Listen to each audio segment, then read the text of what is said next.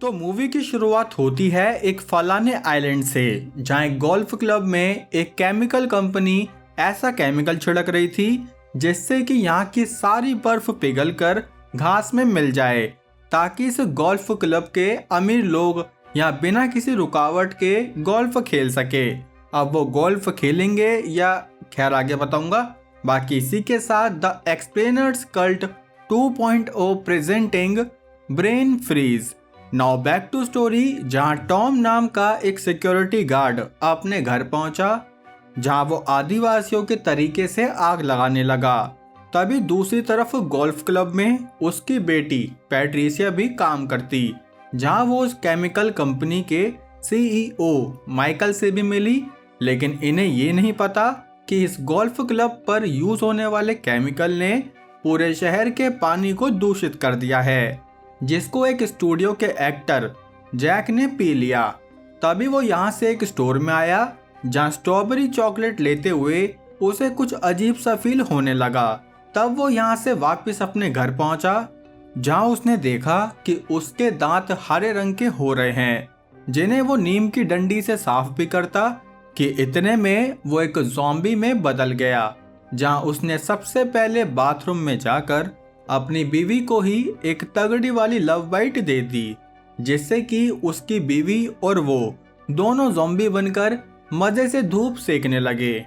दूसरी तरफ जब ये अमीर जनता गोल्फ खेलकर वापस मेन बिल्डिंग में आई, तो इन्होंने देखा कि यहाँ सब लोग पकड़म पकड़ाई खेल रहे हैं। तब पहले तो इन्होंने सबको इग्नोर कर दिया, लेकिन जैसे ही इनके कुत्ते ने इस महिला को फ्रेंच किस करी, तब माइकल और इन बूढ़े अंकल की लुप लुप हो गई। इसलिए ये जल्दी से वापस मेन बिल्डिंग में घुसे, जहाँ कुत्ते ने बूढ़े अंकल की टांग में काट लिया, जिससे कि वो अंकल भी ज़ॉम्बी बनने लगे। तब ये देखकर माइकल ने एक चाकू लेकर छुपना ही सही समझा। यहाँ सिक्योरिटी गार्ड टॉम को एक महिला ने फोन करके बताया कि हमारे पास वाले घर में सब लोग हल्ला मचा रहे हैं। जो कंप्लेंट सॉल्व करने जब टॉम उस घर के बाहर पहुंचा, तो अंदर सारे लोग ज़ॉम्बी बनकर कर रहे थे। तभी उसके पीछे से इस महिला ने भी सस्ता रसना पीकर खुद को ज़ॉम्बी में ट्रांसफॉर्म किया, जहां वो टॉम पर हमला करती कि इतने में टॉम वापस कार में घुस गया। तब उसने सबसे पहले पुलिस को फोन किया, लेकिन पुलिस की तरफ से उसे कोई रिस्पांस नहीं आया। इसलिए फिर उसने अपनी बेटी पैट्रिशिया को कॉल लगाई, जहां पैट्रिशिया तो खुद जैसे तैसे इन ज़ॉम्बी से खुद को बचा रही थी। तब टॉम ने जल्दी से अपनी कार चेंज करके पैट्रिशिया को ढूंढने का प्लान किया। दूसरी तरफ इस आइलैंड का एक नमूना आंद्रे अपनी क्यूट सी बहन एनी के लिए दूध बना रहा था और अपने लिए एक कोक। असल में आंद्रे अपनी जिंदगी में उतना ही पानी पीता जितना मेरी ऑडियंस चैनल सब्सक्राइब करती है, मतलब काफी कम। खैर तभी उसकी मॉम लॉरा को काफी थकान सी फील होने लगी, इसलिए वो वहीं सोफे पर लेट गई। लेकिन जब वो कुछ देर बाद उठी, तो आंद्रे ने देखा कि लॉरा एक ज़ॉम्बी बनकर उस पर अटैक करने के लिए बढ़ रही है। ये देखकर आंद्रे भागता हुआ घर से बाहर आया, जहाँ गाड़ी ने लॉरा के एल लगा दिए, जिससे कि वो अब चल भी नहीं पा रही थी। असल में टॉमी था जिसने आंद्रे को कहा कि तुम घर में जाओ, बाहर बहुत खतरा है। लेकिन आंद्रे अपनी मॉम को छोड़कर ऐसे नहीं जाना चाहता था, इसलिए वो शहर के बाकी ज़ॉम्बीज से बचते हुए अपनी मॉम को अंदर लाया, जहां उसने सबसे पहले उन्हें बाथरूम में ही बंद कर दिया। इतने में छोटी बच्ची एनी रोने लगी, जिसकी आवाज से घर के बाहर बहुत सारे ज़ॉम्बी खड़े हो गए। तब उसकी आवाज दबाने के लिए आंद्रे ने एनी को ही बहुत सारे सामान के नीचे दबा दिया। वाह मेरे शेख चिल्ली। खैर उसकी इस बेवकूफ़ी से आवाज कम हुई, जिससे कि बाकी ज़ॉम्बीज भी नॉर्मल होकर यहाँ से जाने लगे। तभी हमें पता चला कि आंद्रे के पास एक पुसी भी है, जो अपने साथ एक ज़ॉम्बी को भी अंदर लाती। लेकिन जैसे तैसे आंद्रे उस ज़ॉम्बी से बच गया। दूसरी तरफ पैट्रिशिया एक गराज में छुप गई, जहां से उसने अपने डैड टॉम को हेल्प के लिए फ़ोन किया। तब टॉम जल्दी से अपनी बेटी को बचाने उस गराज में पहुंचा, जिस बीच उसे काफ़ी सारे ज़ॉम्बीज का सामना भी करना पड़ा। यहाँ पुलिस इस आइलैंड के बॉर्डर से दूर जाने लगी क्योंकि अब इस आइलैंड में मिलिट्री ने बॉम्बिंग स्टार्ट कर दी, जिससे कि यहाँ की बिजली भी गायब हो गई।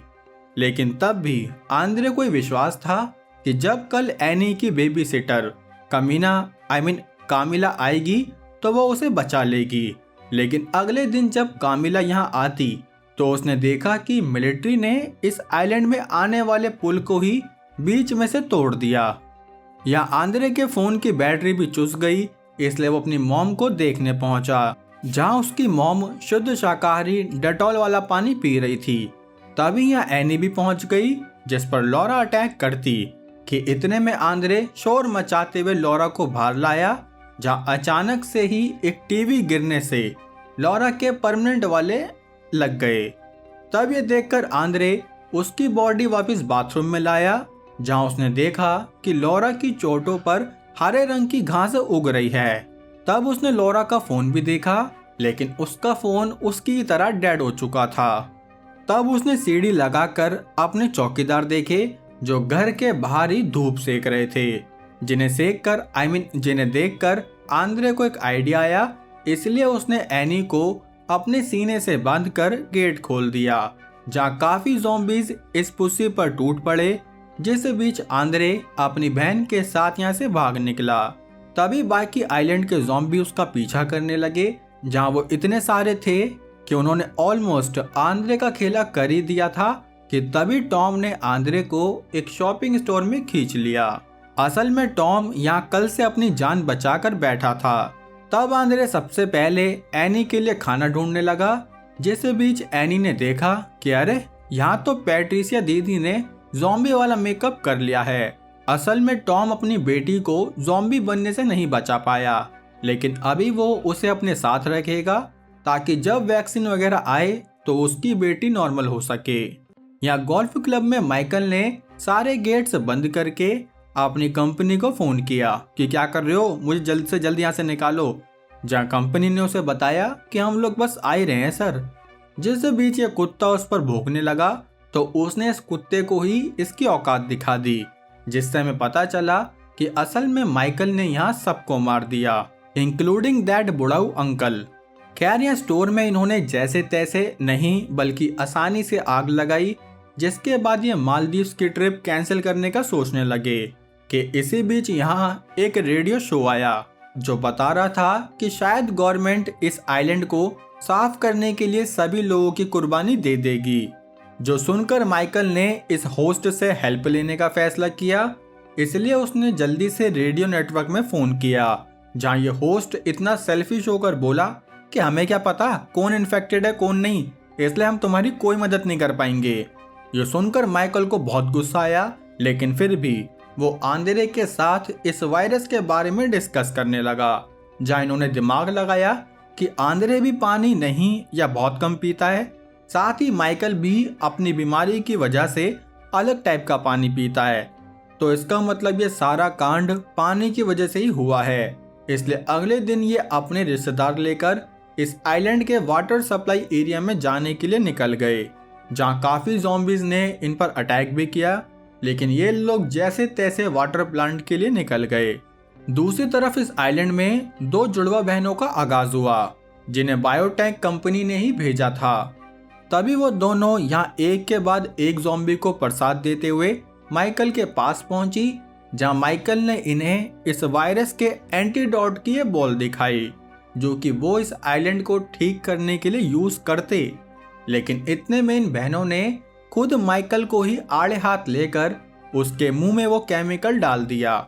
यहाँ इनकी मंडली वाटर प्लांट पर पहुंची, जहां इन्होंने डिसाइड किया कि हम एनी को कार में ही छोड़ देंगे और इन्फेक्टेड पैट्रिसिया को अपने साथ ले चलेंगे, क्योंकि वो उस हेलमेट में से कुछ भी नहीं कर पाएगी। लेकिन तभी पैट्रिसिया को कुछ खुशबू आने लगी, इसलिए वो पागलों की तरह भागते हुए इस नाले में कूद पड़ी। जहाँ टॉम भी अपनी बेटी को बचाने कूदा तो इसमें से यहाँ एक और ज़ॉम्बी निकला, जो टॉम का सिस्टम हैंग करता कि फिर वो पैट्रिसिया की स्मेल से रुक गया। तब हमें और इन्हें पता चला कि अगर इनके पास एक ज़ॉम्बी होगा तो दूसरा ज़ॉम्बी इन्हें हार्म नहीं करेगा, लेकिन आंद्रे के पास तो कोई ज़ॉम्बी था ही नहीं, इसलिए वो ज़ॉम्बी अपने टूटन दोस्तों को लेकर उसका पीछा करने लगा, जहां आंद्रे जल्दी से भागता हुआ उस कार में घुस गया। यहाँ टॉम पैट्रिसिया का हाथ पकड़कर बाहर निकालता कि तभी उसके हाथ में ही पैट्रिसिया का हाथ आ गया, जो देखकर मुझे तो बहुत डर लगा। लेकिन टॉम तो बिना टेंशन के ही पैट्रिसिया को निकालकर एक शील्ड की तरह यूज करने लगा, क्योंकि वो जानता था कि पैट्रिसिया के आगे कोई और ज़ॉम्बी बोल सकता है क्या। खैर अब ये कार में आए, जहां आंद्रे को कुछ साउंड आने लगी। तभी उसने पैट्रिसिया की जैकेट खोली, जहां से उसके हाथ में ये फोन आया। लेकिन वो इस फोन का लॉक कैसे खोलेगा ना, फिंगरप्रिंट के लिए पूरा हाथ जो है इनके पास। खैर तभी इन्होंने देखा कि इस हाथ की चोट पर भी घास उग रही है, जिसका मतलब जरूर इस वायरस का घास से लेना देना है। और पैट्रिसिया भी गोल्फ क्लब में ही काम करती थी, इसलिए अब इनकी मंडली गोल्फ क्लब के लिए ही निकल गई। दूसरी तरफ ये दोनों बहनें इन एंटीडोट को हवा में उड़ाकर सारे सबूत मिटाने लगी, जिससे कि यहाँ एक अलग ही सीन बन रहा था। और इस सीन को आंद्रे कैसे मिस कर सकता है, इसलिए ये दोनों सारा सीन शूट करते हुए गोल्फ क्लब के पास पहुंच गए, जहां पहले इन्होंने फ्रंट गेट देखा जो कि अंदर से बंद था। इसलिए टॉम अपनी चोरी वाली हरकतें दिखाते हुए सीधे गोल्फ क्लब की छत पर चढ़ गया, जहां से उसने क्लब में घुसकर फ्रंट गेट खोल दिया। जिसके बाद वो पैट्रिसिया को स्टोर रूम में ले जाने लगा और आंद्रे ने एनी के लिए यहाँ एक घेरा बना दिया ताकि वो यहाँ से बाहर ना जाए। जिसके बाद वो टॉम के साथ मिलकर इस बिल्डिंग में इन्वेस्टिगेशन करने आगे बढ़ा। लेकिन तभी टॉम को एक अजीब सा नशा होने लगा, क्योंकि उसने इस इन्फेक्टेड कुत्ते को काफी पास से स्मेल किया था। इसी बीच इन्हें एनी के रोने की आवाज आने लगी, जिस पर टॉम ने आंद्रे को एनी का ध्यान रखने भेज दिया। लेकिन यहाँ एनी तो इस घेरे से ही गायब थी, जो देखकर आंद्रे उसे ढूंढने भागा। दूसरी तरफ टॉम ने देखा कि यहाँ काफी सारे बॉम्ब्स लगे हैं, जो कि जल्दी इस बिल्डिंग को उड़ा देंगे। इसलिए वो बहुत टेढ़ा फाड़ी में उस बॉम्ब का कनेक्टर ढूंढने लगा। लेकिन इसी बीच उस पर उस वायरस का असर स्टार्ट हुआ, जहां उसने गिरते पड़ते बड़ी मुश्किल से वो बॉम्ब रोक ही दिया। तब इन दोनों बहनों ने देखा कि बॉम्ब का टाइम रुक गया है, इसलिए ये दोनों अंदर इन्वेस्टिगेशन करने पहुंची, जहां इन्हें किचन एरिया में ये एनी दिखी, जिसे कि इन्होंने जानबूझकर उस वायरस से बनी टॉफी खिला दी। तभी आंद्रे ने देखा कि यहाँ काफी लोग ज़ॉम्बी बने हुए हैं, इसलिए वो जल्दी से एनी को ढूंढने किचन में आया, जहां उसे एनी तो मिली, लेकिन इतने में यहाँ दोनों जुड़वा बहनें भी पहुंच गई, जो कि आंद्रे को भी वो वायरस देती। कि तभी एनी ने एक बहन की उंगली काट ली और पीछे से टॉम ने अपनी ज़ॉम्बी वाली हालत में दूसरी बहन पर अटैक किया, जिससे कि यहाँ एक एंटीडोट बॉल गिरी, जो कि टॉम और एनी दोनों ने स्मेल कर ली। तभी टॉम उस बहन को ज़ॉम्बी बनाकर आंद्रे के पीछे भागने लगा, लेकिन आंद्रे भूल गया कि असल में उसकी बहन भी एक ज़ॉम्बी है, तो टॉम उस पर हमला नहीं करने वाला। इसलिए उसने टॉम का फोन लेकर उसे पैट्रिसिया के साथ ही स्टोर रूम में बंद कर दिया। बाकी दूसरी तरफ इन दोनों बहनों ने अपने ज़ॉम्बी बनने के 30 सेकंड पहले ही एक दूसरे को शूट कर दिया, क्योंकि ज़ॉम्बी बनकर जीने से अच्छा है कंबल में कफन में जाकर सो जाओ। खैर तब आंद्रे ने उस फोन की मदद से एक वीडियो बनाई कि मुझे आप लोगों की हेल्प चाहिए, क्योंकि मेरी बहन भी एक क्यूट सी ज़ॉम्बी बन चुकी है। तभी उसने देखा कि यहाँ आर्मी के हेलीकॉप्टर आ गए, जो कि सारे ज़ॉम्बीज को जला रहे थे। लेकिन वो सिर्फ ज़ॉम्बीज को नहीं बल्कि जिंदा लोगों को भी शूट करने लगे, जो देखकर आंद्रे ने इनसे हेल्प लेने की जगह यहाँ से भागना ही सही समझा, क्योंकि आर्मी ने तो ठीक हो चुके टॉम को भी उसकी बेटी के साथ ही जला दिया। तभी यहाँ के मिनिस्टर ने अनाउंस किया कि वो इस वायरस का नामो निशान मिटा देंगे। लेकिन वो जिस कप से कॉफी पी रहा था, असल में वो लोगो बायोटेक कंपनी का ही है, जिसका मतलब शायद इस सारे केस में ये मिनिस्टर भी शामिल होगा। या आंद्रे अपनी ठीक हो चुकी बहन को लेकर हारने लगा, जहाँ उसे नदी से एक बोट आती हुई दिखी। असल में एक कामिला थी, जो आंद्रे की वीडियो देखकर उसे बचाने के लिए ये बोट लेकर आ गई। तब आंद्रे बहुत खुश हुआ, जिस खुशी में उसने पैट्रिसिया का इन्फेक्टेड हाथ पानी में डाल दिया, जिसे अब एक मछली ने टेस्ट किया तो वो खुद भी एक भयंकर वाली ज़ॉम्बी बन गई, जिसका मतलब इस मूवी का 2.0 जरूर आएगा। वैसे 2.0 से याद आया दोस्तों कि हमारे द एक्सप्लेनर्स कल्ट 2.0 चैनल को भी सब्सक्राइब कर लीजिए। और हाँ, ये कहानी कैसी लगी लाइक कमेंट करके ज़रूर बताना। बाकी अब हम मिलेंगे हमारी अगली वीडियो में, तब तक के लिए जय हिंद।